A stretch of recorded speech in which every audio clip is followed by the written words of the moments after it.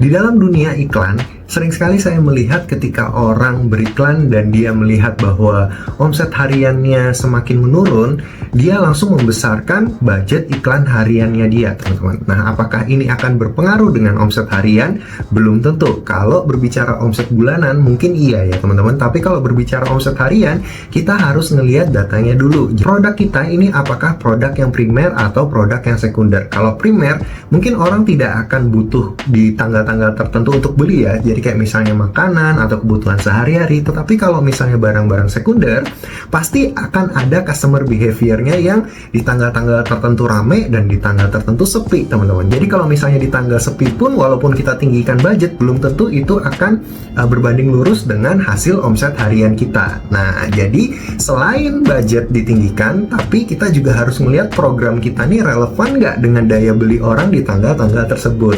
Jadi kalau misalnya daya belinya lagi turun, ya kita harus punya program yang bagus gimana caranya supaya orang ini bisa punya mindset harus spending duitnya secepat mungkin. Kalau nggak, dia akan kelewatan kesempatan. Misalnya kita bikin promo di tanggal-tanggal yang sepi. Habis itu misalnya kita bikin kupon khusus, jadi kumpulin kupon hanya di tanggal-tanggal yang sepi itu tadi, kayak gitu. Jadi banyak sekali cara.